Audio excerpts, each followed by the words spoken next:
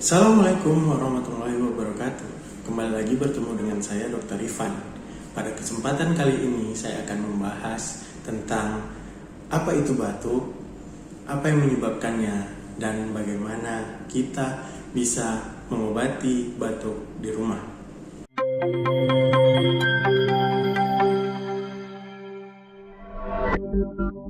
Kita semua pasti pernah mengalami batuk, setidaknya satu kali dalam setahun. Batuk sendiri adalah respon atau reaksi tidak sadar dari tubuh kita. Mirip seperti kita bernapas. Kita tidak pernah tahu kapan kita menghirup udara ataupun membuang nafas. Prosesnya berlangsung begitu saja, tanpa kita sadari. Tapi, tahukah teman-teman bahwa batuk adalah respon tubuh kita untuk membuang zat-zat asing yang masuk ke dalam saluran pernapasan. Jadi, sesungguhnya proses batuk itu melindungi saluran napas kita dan juga organ paru-paru terhadap zat-zat asing, baik itu berupa debu, iritan, ataupun zat-zat yang berbahaya lainnya. Sistem pernapasan kita adalah salah satu sistem pada tubuh yang bersentuhan langsung dengan dunia luar, di mana ketika kita menghirup udara, segala macam partikel ataupun zat yang terdapat di udara akan masuk ke saluran napas dan berujung ke paru-paru. Selain batuk, saluran napas kita juga memiliki sistem pertahanan yang lain dengan menghasilkan lendir di sepanjang saluran napas. Ketika terjadi penumpukan lendir, maka otomatis tubuh kita akan merespon dalam upaya mengeluarkan lendir tersebut. Pengeluaran lendir ini itu dilakukan dengan proses batuk, sehingga kadang batuknya tidak hanya batuk kering, tapi juga batuk berdahak yang disertai dengan lendir dari saluran pernapasan. Bila kita mengalami batuk beberapa kali dalam satu hari, itu sebenarnya adalah batuk yang dapat dikatakan normal. Batuk tersebut adalah upaya dari sistem pernapasan tubuh kita untuk membersihkan dirinya dari zat-zat yang menyebabkan saluran pernapasan menjadi kotor dan terjadi penumpukan lendir yang berlebihan. Tapi ketika batuk terjadi secara terus-menerus, menetap, bahkan disertai dengan dahak atau kita sebut sebagai batuk produktif, maka itu bisa menjadi tanda dari sebuah masalah atau penyakit. Respon batuk paling sering muncul ketika saluran pernapasan kita mengalami kondisi yang disebut sebagai peradangan. Peradangan ini pada umumnya terjadi akibat infeksi dari penyebab penyakit. Bisa itu infeksi virus atau infeksi bakteri dan juga penyebab penyakit lainnya. Seluruh bagian saluran napas kita, mulai dari saluran napas atas, kemudian saluran napas bawah, hingga ke paru-paru, berpotensi mengalami peradangan ataupun infeksi. Proses peradangan dan infeksi ini akan menghasilkan senyawa-senyawa ataupun faktor-faktor peradangan.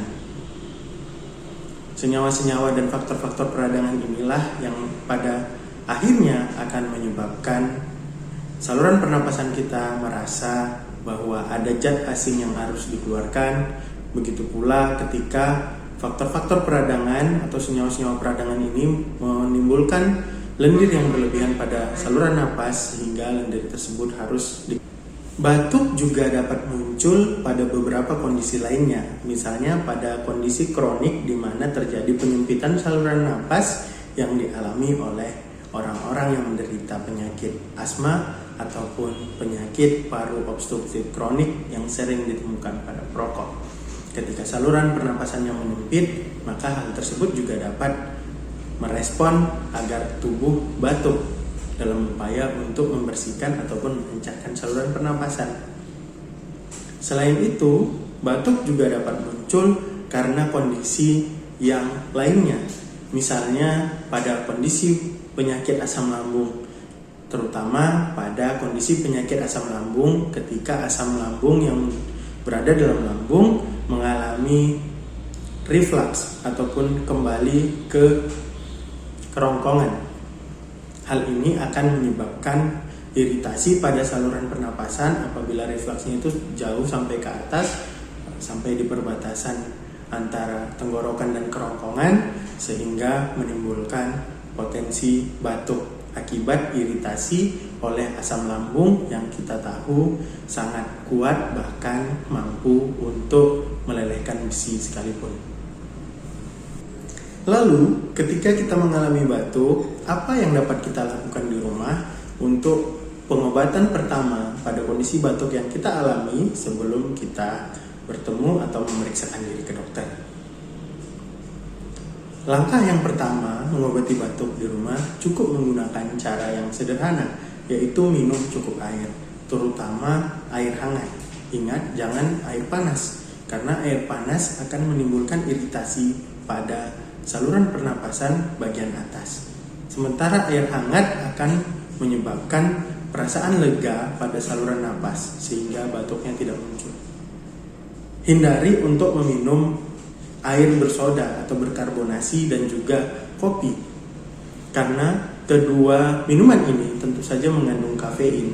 Senyawa kafein ini adalah dikenal sebagai senyawa simultan yang menyebabkan penyempitan dari saluran napas.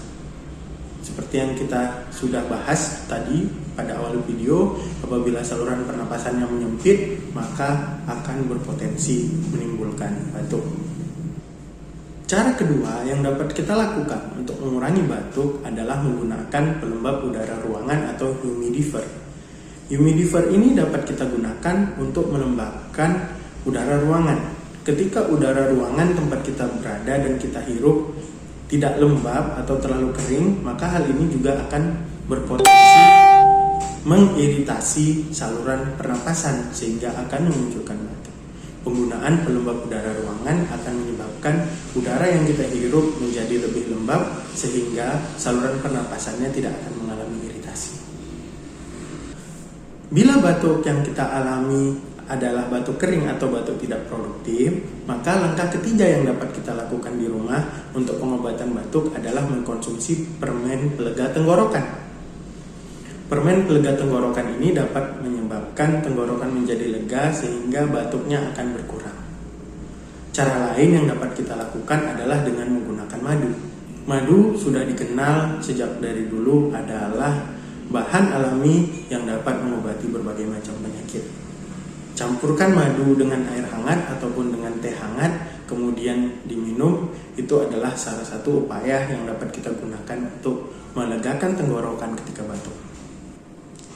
Apabila kita sudah melakukan langkah-langkah di atas, namun kita masih tetap mengalami batuk, maka kita dapat mencoba untuk mengobati diri sendiri dengan obat batuk bebas ataupun obat batuk bebas terbatas yang dapat kita beli di apotek tanpa resep dokter. Tapi ingat, ada satu hal yang harus kita benar-benar pahami sebelum mengkonsumsi obat batuk. Pada umumnya, obat batuk itu memiliki dua golongan, yaitu obat batuk kering atau disebut sebagai antitusif, dan obat batuk berdahak atau disebut juga sebagai ekspektoran. Kita harus benar-benar memahami terlebih dahulu apakah kita sedang mengalami batuk kering atau batuk berdahak sebelum pergi ke apotek untuk membeli antitusif dan ekspektoran.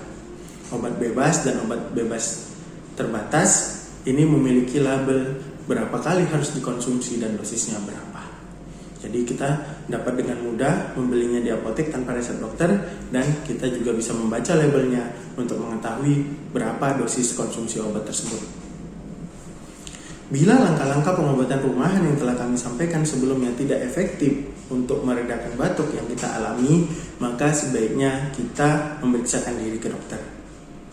Kita juga harus memeriksakan diri ke dokter apabila kita mengalami batuk berdahak 2 minggu berturut-turut disertai dengan keringat pada malam hari dan juga penurunan berat badan.